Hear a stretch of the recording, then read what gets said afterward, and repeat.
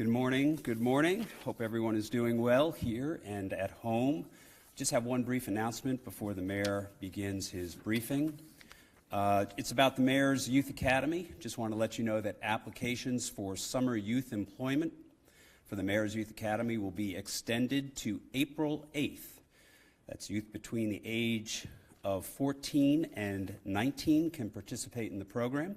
This year's program will feature programs from MYA's partners such as Parks and Recreation, King's Dominion, and Policy Pathways.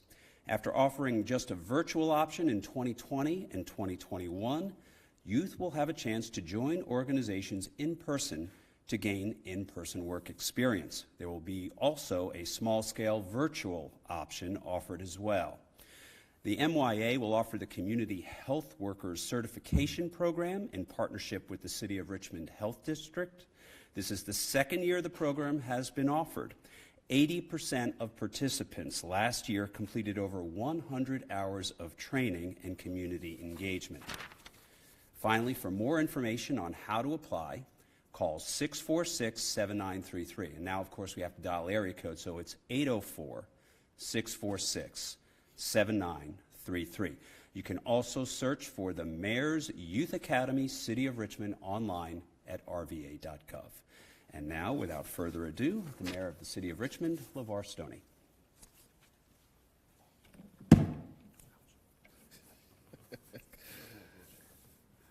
Well, good morning, everyone. We're in person. Good morning. You can say good morning back. It's okay. It's all right. Well, I want to thank you all for being here this morning. And I know we usually hold these briefings later in the day and sometimes later in the week. But I've been invited to the White House this afternoon for the signing of the Emmett Till anti-lynching legislation today. And so I will be leaving here shortly after the press conference to go to the White House to be a part of that historic moment for our country. Over 100 years, taken over 100 years to try to actually get this sort of legislation enacted, and today President Biden plans to sign that bill. So a historic moment for our country indeed.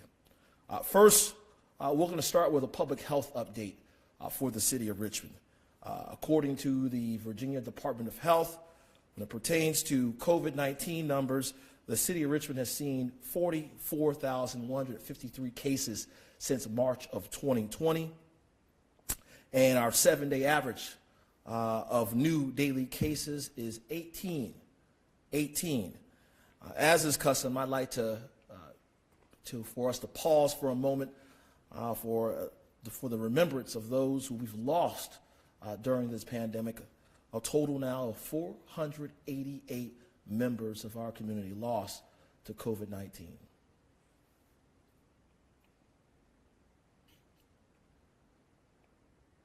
Thank you.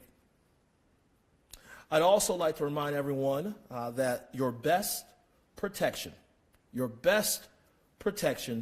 from serious illness and hospitalization remains getting vaccinated and getting boosted.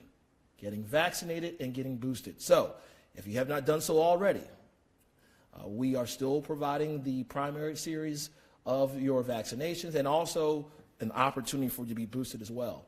And as always, you can learn more about vaccinations and testing opportunities by going to www.vaxvax.rchd.com or calling the hotline at 804-205-3501. Now, as we recover from the pandemic and learn to live with COVID-19, we must maintain focus on making sure our policies and investments align with our guiding governing principles. As many of you know, these are embodied in the administration's equity agenda.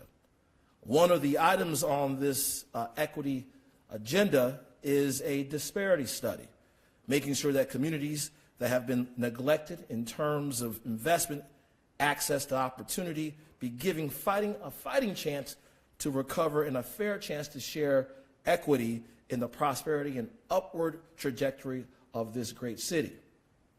That is why last week I was pleased to announce the progress on this front when we hired the public sector firm MGT to conduct a disparity study of the city's program for minority business enterprise.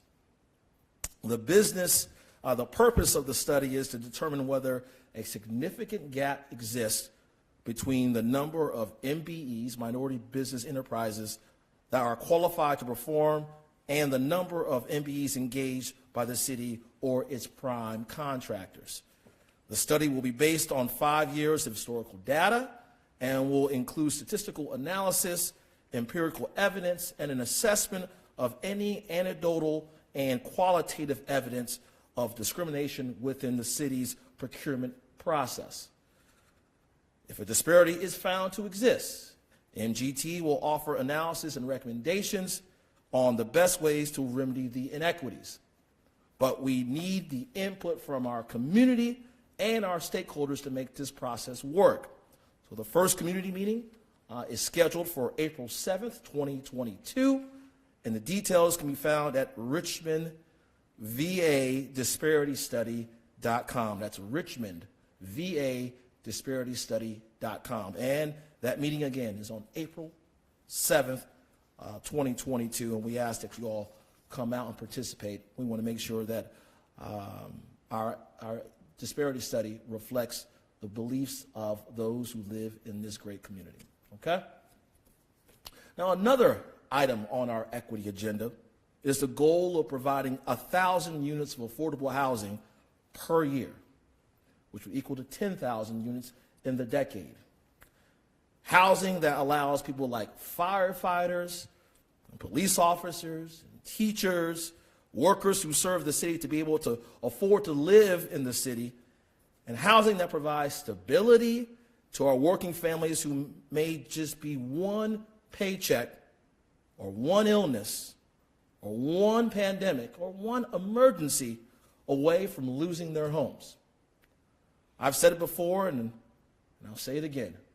Housing is foundational, and affordable housing is fundamental to the health and success of our families, not only as we recover from a pandemic, but as we equitably move our city forward. As I said in my State of the City address, my administration is about to fix. We've been about to fix, and we continue to be about to fix. And that is why I'm very pleased that last night we introduced an ordinance to City Council that represents the awarding of $10 million in American Rescue Plan Act grants to 17 prospective developers of affordable housing. These investments will account for more than 1,000 new units of affordable housing in the great city of Richmond. Thus, we are accomplishing what we said we would do in our equity agenda. And that was the goal that we set out with the use of our ARPA dollars, the goal we set out in the equity agenda. And we plan to maintain this trend in order to meet the challenge of affordability as our city continues to grow. Now, most importantly, these grant recipients were scored and selected based upon their commitment to build units that are affordable, with the greatest priority being available to prospective tenants whose income is 30% of AMI or less, and 50% or less. This will ensure that the units we build are actually affordable to the hard-working Richmonders that need them the most, those who make this city work. So today, I'm joined by Sharon Ebert, our Deputy Chief Administrative Officer for Economic and Community Development. She's here to provide a brief update on the process and what we can expect from these investments moving forward. Sharon? Thank you, Mary Stoney. Good morning, everybody. So just a little bit of detail. We issued our notice of funding availability back in December and received applications in January of this year. We received about 40 applications. And just to give you some perspective of the demand, we received over $29 million worth of applications. And unfortunately, we're only able to award $10 million. But that is going to produce a number of units. We will be able to create 812 new multifamily rental units and an additional 30 home ownership units with that funds. That's about $8.7 million of the $10 million for a total of 842 new units. In addition to that, we are going to take about $1.25 million, and we're going to be able to preserve about 255 existing affordable housing units so that we don't lose them. And then more significantly, we offer residential housing-related services. And we're going to dedicate approximately $1.3 million of the $10 million towards residential services, such as services for those people who are homeless, all the way up through the continuum of people who are looking and seeking to be a homeowner by providing homeownership counseling. And so we're very proud today of the commitment that the mayor made to dedicate $10 million. And with these funds every year, we will meet our goal of either preserving or creating 10,000 new units of affordable housing here in the city of Richmond. Thank you. Thank you so much, Sharon, and I'm very grateful for the work you and your team. Cheryl Hampton's with us today as well, the Director of Community Development. I'm grateful for your work. This is a goal of mine that I had earlier in my tenure as mayor, and to see it come to light because of the hard work you and your team have put in, I'm very grateful. We want folks to live in Richmond. We're not going to put any walls around this city. Right? We want to grow, but as we grow, we want to make sure that everyone can live in this city. Everyone can live in this city. And unfortunately, we've had residents who have made some tough choices, right? Because we've seen rents increase, we've seen home prices increase as well, but we want this, what makes Richmond great is the diversity we have, not just in the ethnic diversity we have, but also the diversity in the walks of life that people come from. And we want to maintain that. And this is one way we can do that. So, again, thank you so much, Sharon. With that, we'll take some questions. Chris, yes, Chris Weaver, I was hoping you could clarify. I didn't quite follow. You were saying with this $10 million, it would be able to create 112 new multifamily rental units and then 30 home ownership units, and that for a total of 842 units. First, can you define what are home ownership units? And two, how does that add, where does the 842 new units come from? Okay. So there's 255 new residential rental units, and that's approximately $1.25 million. There's 812 preserved units, my mistake, 812 new multifamily units that we're going to be creating, and that represents approximately $6.9 million. There will be 30 new home ownership units, meaning homes that are affordable to households earning less than 80% of the area median income, and that represents about $500,000 of the $10 million. And that can be like single-family homes or townhomes? Correct. Okay. Gotcha. Thank you. And then a question for the mayor, like a two-part question here. Last night, City Council failed to pass funding ordinance for WIC once again. You're stringing along this 5-month-long stalemate. What are your thoughts about that? I mean, were you giving the school boards sticking to just wanting 1,600 seats for the school? Or is this the outcome you're hoping for? That if the school board doesn't acquiesce to this request you guys are making for a larger school, that you're hoping that this continues to be delayed until they come to the table and agree to a compromise? Well, the question was about my thoughts about last night's vote on the George Wythe paper that my administration proposed. You know, the outcome that I was hoping for was compromise. Right? That's the outcome I was hoping for. We all, whether it's city council, the administration, members of school board, want to build a new George Wythe High School. But the bodies all have different responsibilities. And the body that sits behind me, responsibility was to be stewards of taxpayer dollars. And it seems to me that the school board brought no evidence to back up their claims that this was the right size for this particular school. And so these individuals have to ask the tough questions. And I think the body did its job when it comes to this paper. Now, moving forward, it's my hope that the adults who sit on the school board are willing to get around the table and actually talk about a real compromise.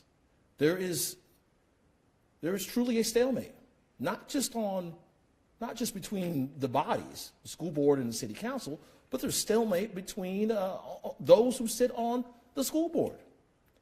And so I've always said this, and I believe this to my core.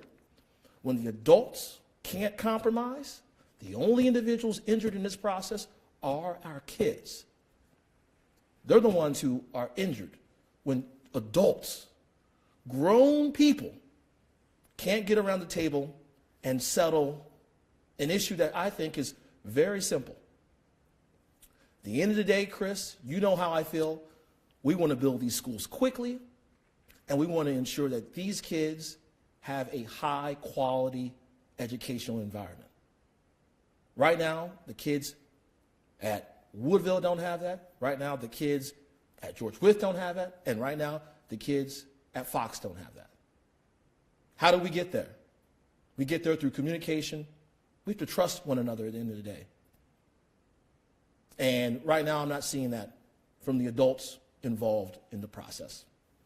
And as a follow-up to that, the budget you proposed for next year, there's $15 million in additional new funding for schools, but you're saying that's contingent on the council doing a special vote for that alone, correct? Are you hoping that they will use that as leverage to create compromise on the WIT issue if, in the next couple of months, that this doesn't happen with the $7.3 million funding ordinance? So that's a lot. The question is whether or not I'm hoping that the $15 million that I proposed in my budget for Richmond Public Schools is used as leverage to get something on with, or To get compromise that you've been talking about, yeah. furthest from the truth. I put the $15 million in the budget because I believe that our kids deserve that. Then why, have this caveat, though, that the council needs to approve that separately from the rest of the budget to release that funding? Because they never approved a budget to send over to the city council or send over to the administration. Have you seen a line item budget from the school board yet? No. There you go. So do you think the city is not going to transfer the money to the school board until the school board agrees to that number of $1,800? The question is, do I believe that the city is going to transfer the $7.3 million to the school board unless they agree to $1,800? I'm optimistic that the dollars will one day land in the account so we can get this process going. As you know, I tried my darndest to get the process going a year ago. And now we're a year later, I guess, and here we are today. So I remain optimistic that those funds will land in the school board's account, but the school board has to do what we asked our kids to do. They have to show their work. They have to show their work. And so that these folks who sit on the city council, the dais behind me, can say, I've seen the work, I agree with the evidence, and that's why I'm going to say yes to transferring these funds. There's only one elected official in this city who can actually make a budget amendment, and it's me. It's the office of the mayor. And so what I'm going to request is that the adults begin some dialogue about how we get this done and how we do it quickly as well. I believe that we're in an emergency situation. This is why a couple years ago, said that, we need to find $150 million to build new schools in Richmond. We built 3 new schools. The emergency remains. Now we have $200 million waiting for schools to build schools. But we also want to make sure that we're good stewards of those taxpayer dollars.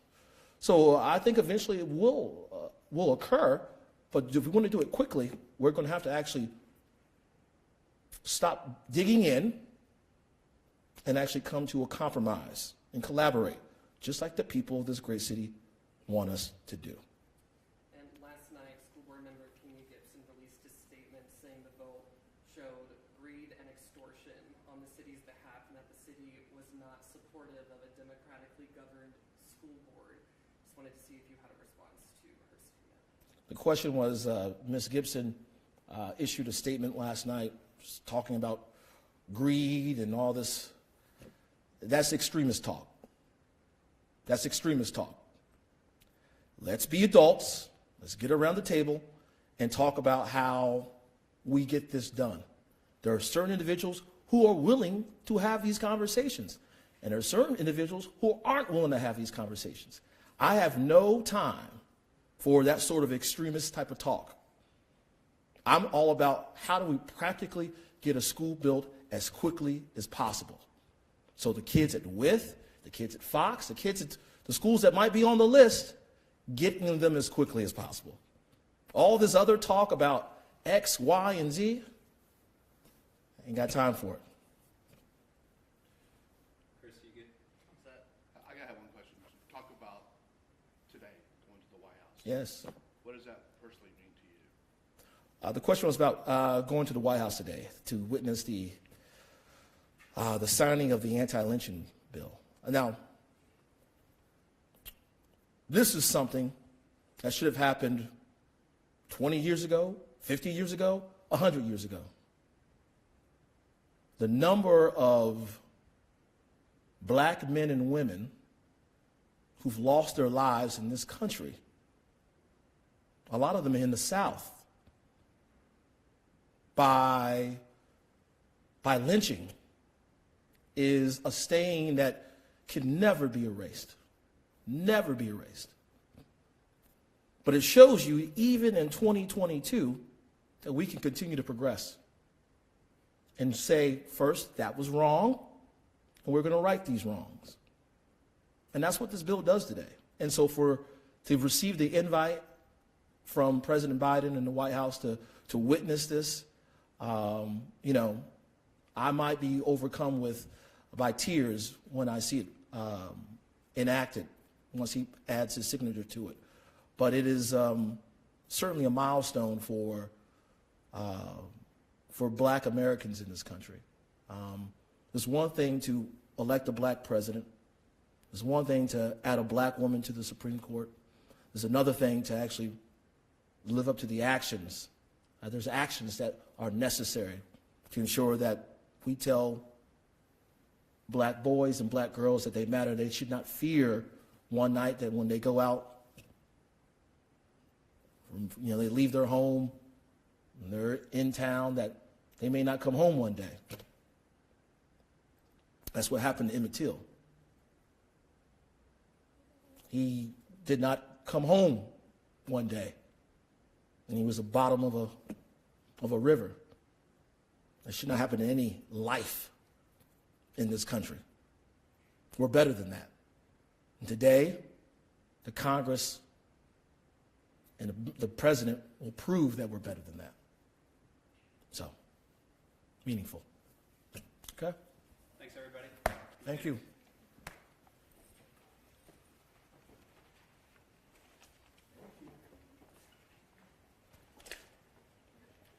If you guys have any more questions about the disparity study or the housing, let me know. Try and square you all. I'm assuming that was introduced last night, right? The housing thing? Yeah, just introduction. It won't be Yeah. voted on until, I guess, 2 Weeks from now. weeks, right? Yeah. Yeah, there's the ordinance, if you look it up, it's actually got all the grantees listed.